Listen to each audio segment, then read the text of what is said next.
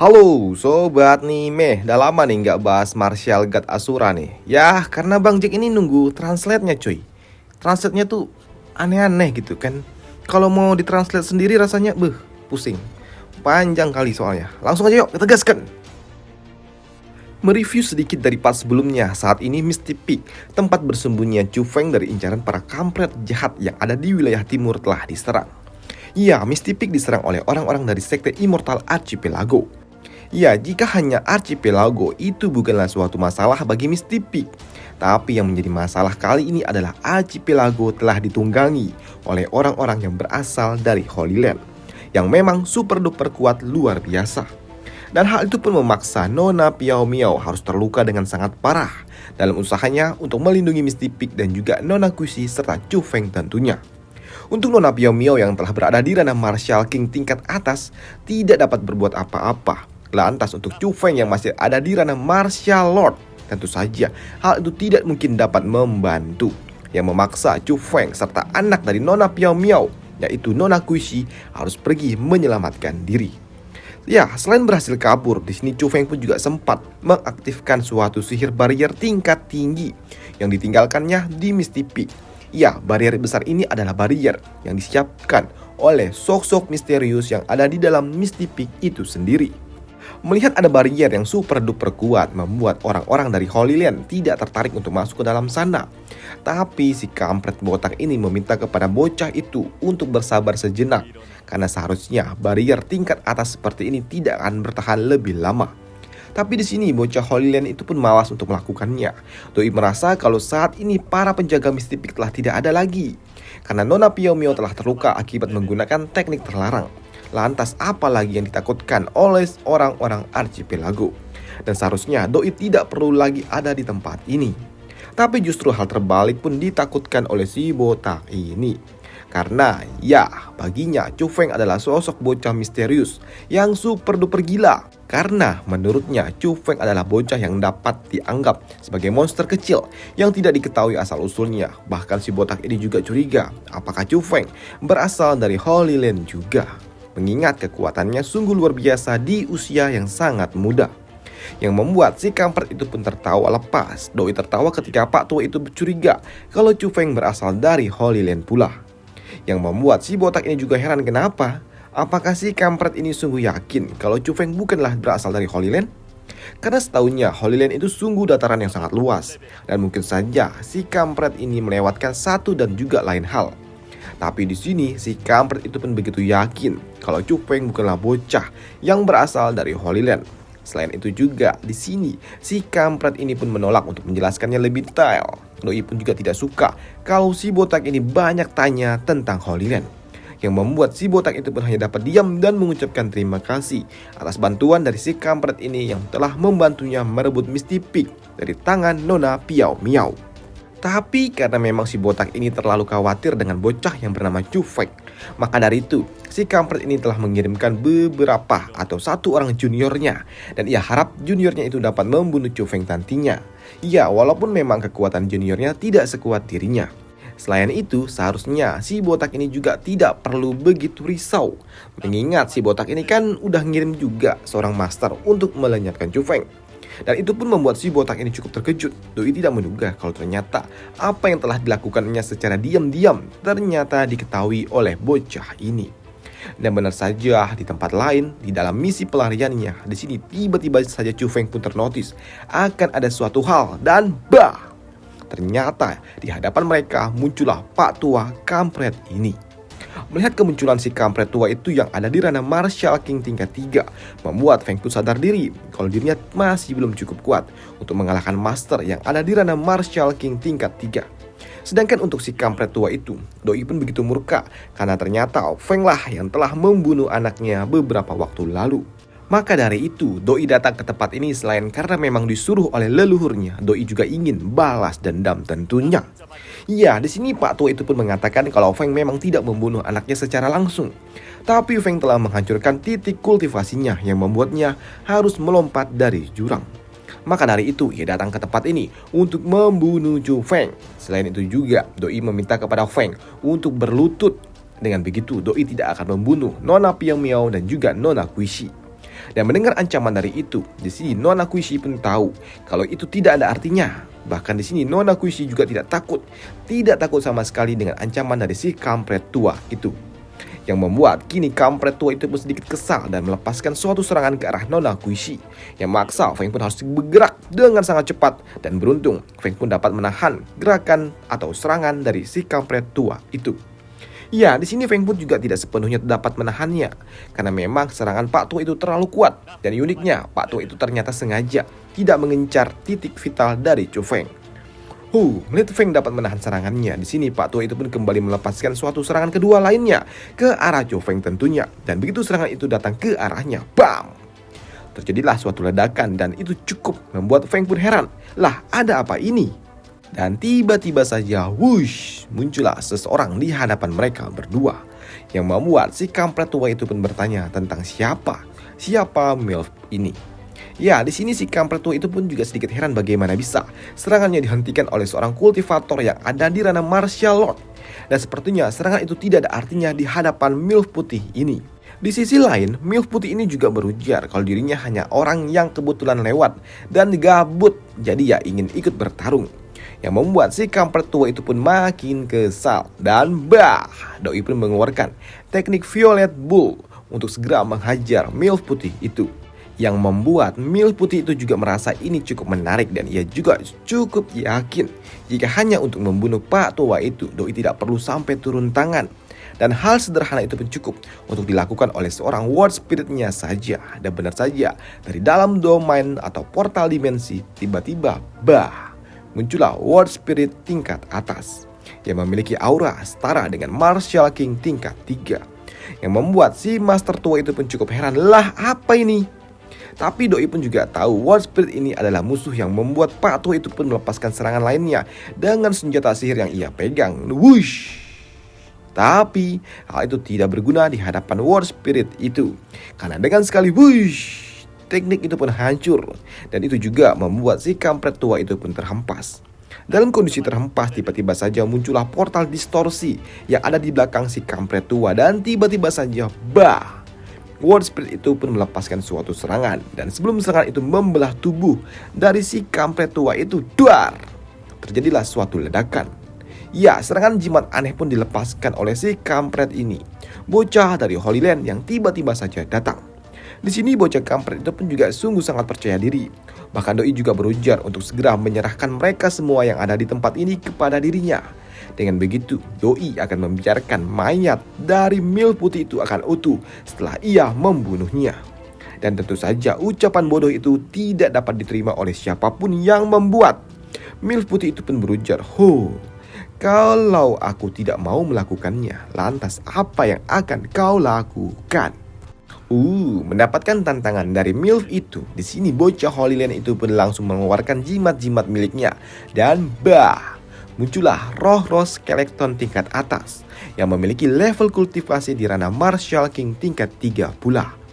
Melihat jumlah skeleton itu sungguh banyak dan sepertinya juga cukup kuat, membuat Feng pun juga berpikir apakah MILF putih itu cukup kuat untuk menghadapi mereka semua. Namun di lain sisi, MILF putih itu pun ternyata santuy aja. Bahkan kini Doi pun hanya membuka portal dimensi World Spirit miliknya. Dan Doi memanggil World Spirit lainnya dalam jumlah yang cukup mengimbangi, yang membuat kini kedua kekuatan besar itu saling bertarung satu sama lain. Dan untuk menambah kekuatan dari skeleton miliknya, di sini kampret itu pun menambahkan jimat-jimat lainnya. Dan benar saja, kini penampilan skeleton itu pun berubah menjadi Ghost Rider. Dan itu pun selain merubah penampilannya, ternyata itu juga menambah kekuatan yang membuat skeleton itu dapat menekan World Spirit itu. Melihat World Spiritnya tertekan, di sini MILF putih itu juga tidak tinggal diam.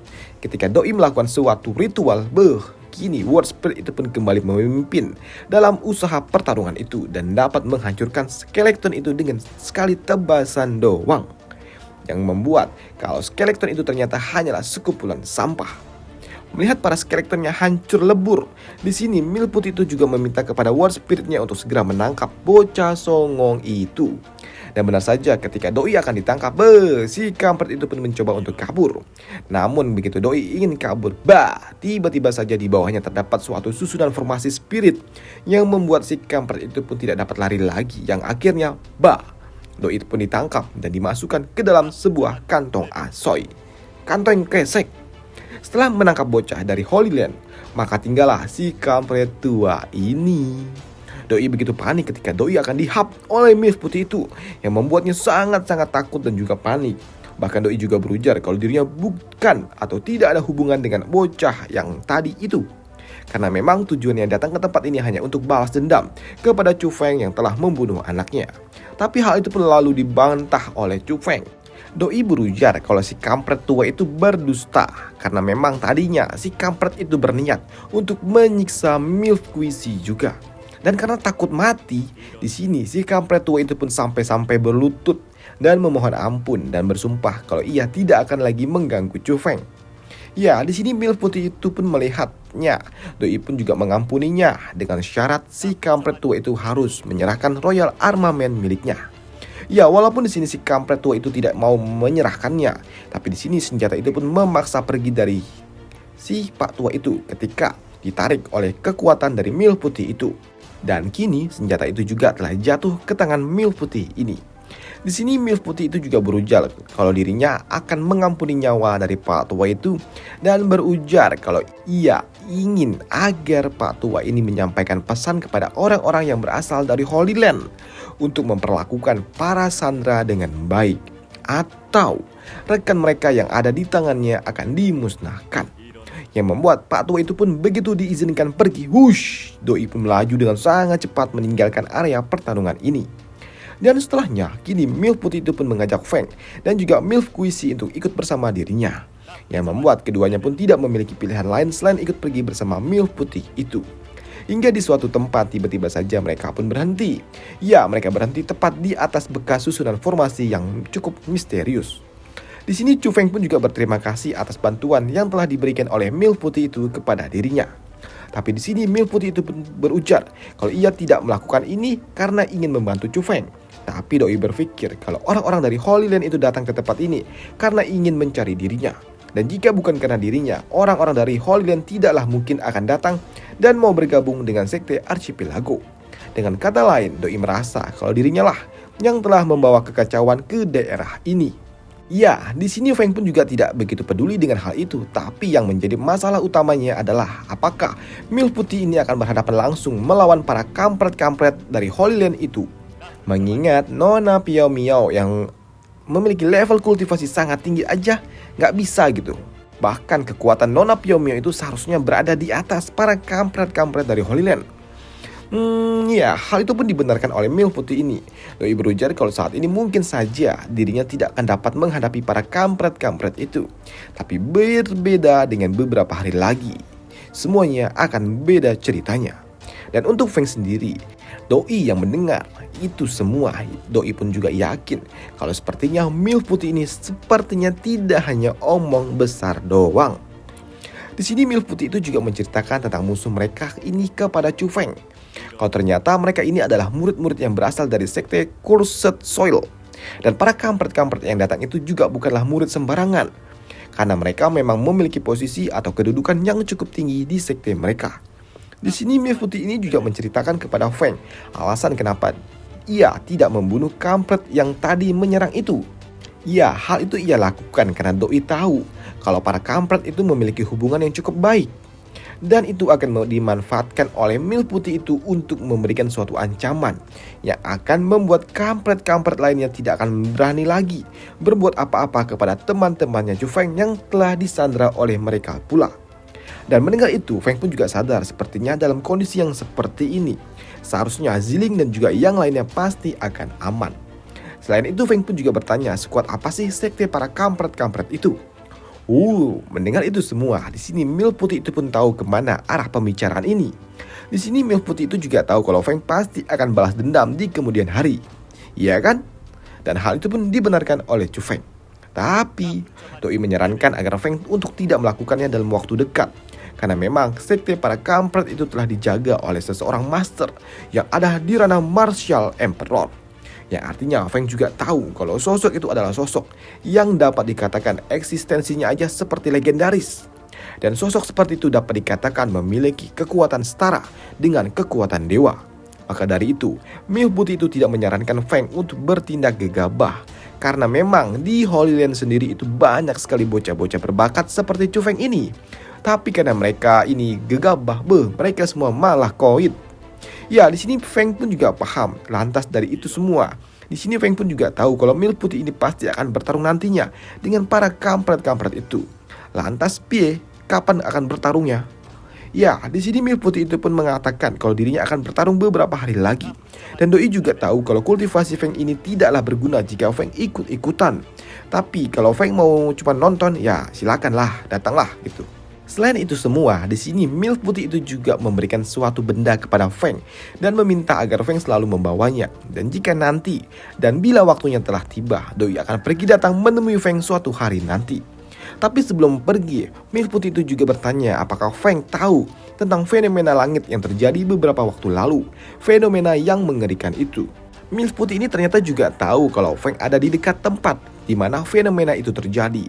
Dan ia menduga apakah Feng yang menyebabkan fenomena itu. Ya, hal itu pun dibenarkan oleh Chu Feng, yang membuat Milk Putih itu pun cukup terkejut. Doi pun ternyata berpikir di dalam hatinya, sepertinya bocah yang ada di depannya ini percaya dengan dirinya. Maka dari itu, Doi tidak menutupi tentang fenomena itu. Ayam! Lanjut. Sedangkan di tempat lain, si botak ini telah mendapatkan kekuatan barunya yang ia rebut di Misty Peak. Ya, si botak ini ternyata telah mencapai ranah Martial King tingkat 7. Ya, itu adalah level yang sangat tinggi dan mendekati ranah Martial Emperor. Di tempat ini, si botak kampret itu pun juga sedikit menyayangkan tentang para iblis yang ada di dalam Misty Peak yang telah sedikit berkurang. Jika tidak, ia rasa kekuatannya bisa menembus ranah Martial King tingkat 8. Astaga, ayamnya barbar cu. Tapi ya, Doi pun juga tidak menyesalinya. Di sini si botak ini juga mendapatkan informasi dari Patriark Sekte Archipelago kalau saat ini Tuan Jiang atau si bocah dari Holy Land telah keluar dari Misty Peak. Dan sepertinya orang itu juga tidak mendapatkan sesuatu yang berharga. Dan itu pun juga membuat Patriark sedikit gusar. Ia takut jika memang bocah itu tidak dapat mendapatkan sesuatu yang berharga di Misty Peak. Setelah membantu mereka merebut tempat ini, Doi takut kalau bocah itu akan kesal dan balik menyerang mereka. Tapi di sini si botak itu pun mengatakan untuk tidak perlu khawatir, karena Doi yakin si kampret itu pasti telah menemukan sesuatu. Hanya saja mungkin kemampuannya masih cukup lemah, jadi tidak dapat mendapatkan harta karun itu. Dan di sini si botak itu juga berencana untuk melenyapkan bocah-bocah Holy Land itu, dan merasa kalau dirinya tidak lagi membutuhkan bantuan para kampret itu. Bahkan jika memang si kampret itu dapat lolos dari serangannya, Doi tidak akan membiarkan mereka lolos dengan mudah. Yang membuat si Murong ini bertanya apakah botak ini yakin akan membunuh para bocah-bocah dari Holy Land. Ya, hal itu pun dibenarkan oleh si botak, karena Doi takut kalau bocah-bocah kampret itu akan melaporkan temuan mereka yang ada di tempat ini kepada sekte mereka, yang pastinya akan ada orang yang lebih kuat lagi akan datang merebut tempat ini. Hei, tapi di sini Murong juga sedikit khawatir, mengingat bocah-bocah itu sungguhlah kuat. Tapi si botak ini pun mengatakan untuk santuy aja, karena saat ini baginya bocah-bocah itu hanya ada di ranah Martial King tingkat 4, sedangkan dirinya ada di ranah Martial King tingkat 7. Dan di sini si botak itu pun juga berencana untuk menggunakan alasan mereka yang tidak ingin menyerahkan Ziling sebagai deklarasi pertarungan. Sedangkan di tempat lain, kini bocah Jiang pun datang menemui rekan-rekannya yang berasal dari Holy Land juga. Melihat seniornya datang dengan sangat cepat membuat mereka curiga apakah selama ini mereka telah ditipu oleh kampret-kampret itu. Kalau ternyata di tempat ini tidak ada harta karun yang mereka janjikan. Hei, hal itu pun lalu dibantah oleh bocah Jiang. Doi berujar kalau Doi memang belum menemukan harta itu secara spesifik. Tapi di Misty Peak ini sepertinya adalah tempat misterius yang ada sejak zaman kuno. Dan mungkin saja di tempat ini akan ada benda-benda yang berharga, dan mungkin aja juga jika mereka berhasil mendapatkan harta-harta dari zaman kuno, hal itu dapat memberikan mereka kekuatan yang dapat membantu mereka menjadi lebih super duper OP lagi di masa depan. Dan mungkin saja juga kekuatan itu dapat membantu mereka menjadi penguasa di Holy Land. Dan jika hal itu benar, maka Mereka mengatakan seharusnya mereka berterima kasih kepada penyihir putih atau MILF putih yang ditemui oleh Feng sebelumnya itu yang telah menuntut mereka datang ke dataran timur. Tapi hal lain pun disebutkan oleh bocah lainnya juga. Doi pun begitu kesal dengan MILF putih itu yang telah menangkap juniornya. Dan seharusnya mereka ini segera merebut dan juga menyelamatkan juniornya itu. Namun karena mereka tahu kalau MILF putih itu ada di sekitaran mereka dan ingin menyelamatkan bocah yang bernama Chu Feng, dan seharusnya bocah Chu Feng itu dapat digunakan mereka untuk memancing kehadiran dari MILF putih itu. Dan hal itu pun dibenarkan oleh si kampret lainnya. Karena ternyata MILF putih itu telah mencuri harta karun milik sekte mereka yang membuat mereka harus turun gunung dari Holy Land ke dataran timur. Dan tak lama setelahnya muncullah Botak dan juga kelompoknya. Awalnya si Botak itu pun masih basa-basi dengan bertanya apakah bocah-bocah ini telah menemukan harta yang mereka inginkan. Tapi bocah ungu ini berujar kalau Doi belum mendapatkannya. Lagi pula Doi juga tidak ingin berburu-buru untuk mendapatkan harta karun itu. Dan karena itu, di sini si Botak kampret ini mulai menjalankan rencananya. Doi berujar kedatangannya ke tempat ini hanya untuk meminta Ziling, karena Ziling adalah tunangan dari cucu laki-lakinya. Tapi mendengar itu, di sini Ziling pun menolak untuk dibawa oleh orang-orang dari Archipelago. Dan ia juga berujar kalau ia adalah tunangan dari Chu Feng, bukan Murong. Dan ketika Murong ingin merebut Ziling, bam! Doi pun dihempaskan begitu saja dengan sangat mudah oleh bocah ungu ini. Di sini bocah ungu pun juga mengatakan kalau dirinya tidaklah mungkin memberikan Ziling karena memang juniornya telah ditangkap oleh MILF putih itu, dan ia ingin kalau ini adalah suatu perjanjian antara ia dan juga MILF putih itu. Jika memang juniornya mau aman, maka sandra-sandra ini termasuk Ziling dan juga yang lainnya harus aman pula. Yang membuat si Botak ini tidak terima. Dan sebenarnya ini hanyalah suatu alasan bagi si Botak itu untuk bertarung dengan bocah ungu itu. Dan benar saja, kini si kampret Botak itu pun mulai mengalirkan energi di tubuhnya dan juga mulai mengeluarkan pedangnya dan siap untuk bertarung. Tapi begitu bocah ungu itu pun mengeluarkan senjatanya pula dan mulai mengaitkan sihir di dalamnya, bam! Kampret-kampret dari Archipelago langsung berlutut. Ya, mereka semua berlutut bahkan sampai harus muntah darah. Yang membuat si Botak ini pun langsung kircep dan meminta maaf atas apa yang telah dilakukan oleh dirinya dan juga saudara-saudaranya.